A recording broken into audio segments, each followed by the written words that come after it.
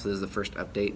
It is February 28th. Waiting for Kyle to get here. We're at Taiko's studio right now in Las Vegas, where me and Kyle have been basically practicing jamming for like the past 5 or 6 months every week, rehearsing low, just getting that ready. So that's a piece that we're gonna record. The last time we played it, the third time we played it, was at the ITI, Intercollegiate Taiko Invitational in 2018 at Riverside. So I've been rehearsing it, jamming it, cleaning it up. We've added some parts that I think should be really cool. We're approaching it, I think, in kind of like a mixed way, recording some of it to a click, to a metronome, and then some parts are live, us playing, jamming together. So that's a month from now. We're aiming for the end of March. We're gonna have a lot of acoustic Taiko recordings, but a lot of other instruments, non-conventional Taiko stuff, and some heavy-handed production stuff that you'd normally only hear in electronic music. So I think Kyle might be here now. So yeah, we're gonna rehearse. Back to the beginning. We're doing documentary stuff now, Kyle. Whoa. Documentary. Whoa. This is behind the scenes. Too early. This is where the magic happens, Kyle. There we go, nice. So Kyle and I just checked out the recording studio at the Poems. Check it out. That's it. Yeah, in a few weeks we're gonna record over there. Many months later.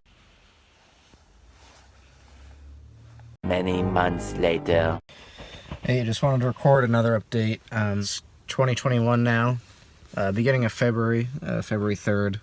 I'm gonna really try to get this project done and make it the best thing I've made so far in terms of music and stuff I've recorded or mixed. I want the project to be really special. I set up a crowdfund a year and a half ago to help crowdfund sort of the recording costs and everything.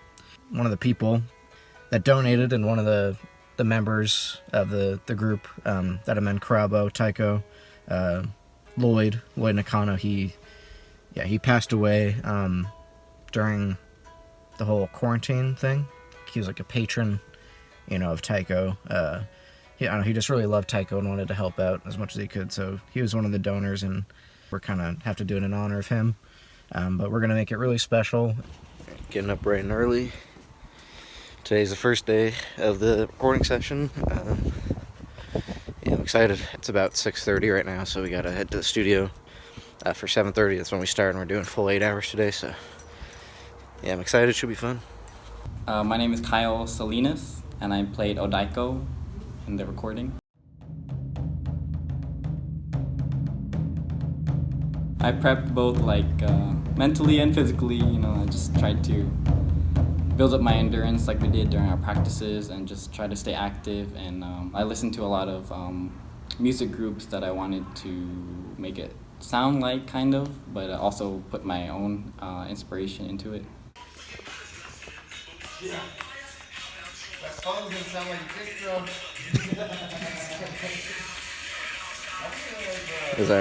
Is our reference song? Yeah, Furlough. Got it. I got it. What kind of music do you listen to? Pretty much listen to everything. I know it's kind of cliche answer, but I think it's pretty much true.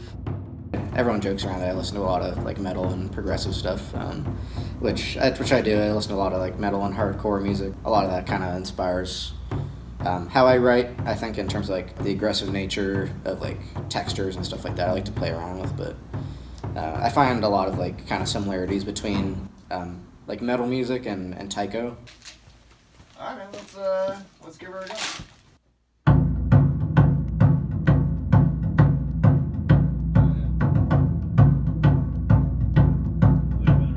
Biggest fear would probably be listening to it and not thinking that it was my best performance, accepting the final product. Fucking beautiful. That's how you do it live. That's how I do it live.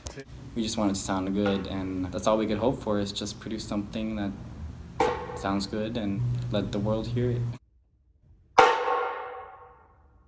I know how I've been affected by, just kind of the music world and recordings in general.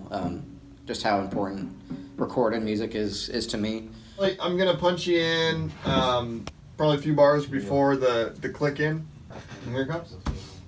it's inspired me to become a better player and a better composer, a better teacher, because I want to give that same feeling to whoever's listening. There's a lot you can do in terms of Taiko recording.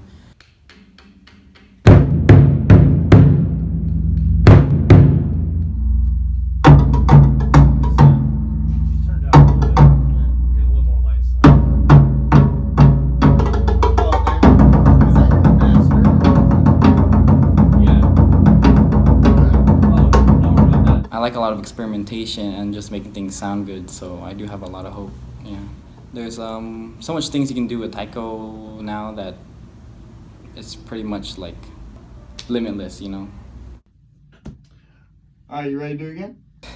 Just the doubt associated with everything. I mean, anytime you go into a studio and you're gonna say, I want to record, it's your own music that you're recording and you're playing on it, and it's kind of really vulnerable because for the recording it was just me and Kyle, so our playing would be looked at through a magnifying glass, doubting if your playing is good enough, if your composition skills are good enough, if your arrangement's good enough, whether you'll be able to actually perform well under the pressure of a recording situation, whether people will like it once you put it out. There's a lot of doubt that comes with it, so I'd probably say that was the biggest hurdle.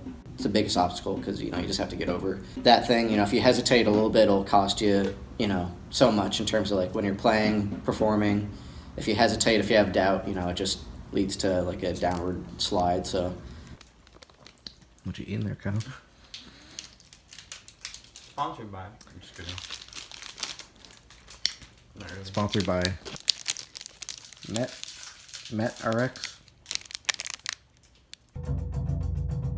This song really reaches into something deeper within ourselves. What you were saying earlier about depression and things like that. I think that's something a lot of people don't talk about, and it's very deep. That it's very hard to let it out.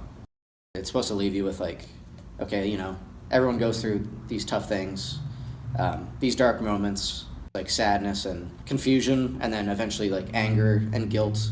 You're supposed to get through it, and you kind of have to, so that's kind of what the song is about. Once you finish that song and you do the final hit with all your strength, you can kind of take a second and just let everything go and take a breath and know that it's over and you got through something. So yeah, I'd say that's the biggest takeaway from Low is just getting through the tough parts. He's getting all cute right now. I hope people enjoy it and take it and make it their own and, build, be inspired from it, yeah. I would say it's, just never give up, because it is really hard to try and not only write something but make it into recording, because there's so much that goes into a recording that people don't really know what it takes and what you need to do and what people you need to know. It's really hard, and I just want to say don't give up, and even if it takes a year. Not worry about what your limitations are in terms of technology or anything like that. It doesn't matter if you can read music. Doesn't matter if you've been taught anything about music. You just got to start doing it. The toughest thing is that first step, and let that love of music kind of push you to just keep trying every day, even though inevitably you're just going to fail, and that's what's going to happen with every step of the process. You have to go through the failure and just try to set a new goal for yourself every day. Everything kind of snowballs as long as you keep pushing that snowball. It'll get bigger and bigger. So yeah, just take that first step and persevere. I know it's kind of cliche, but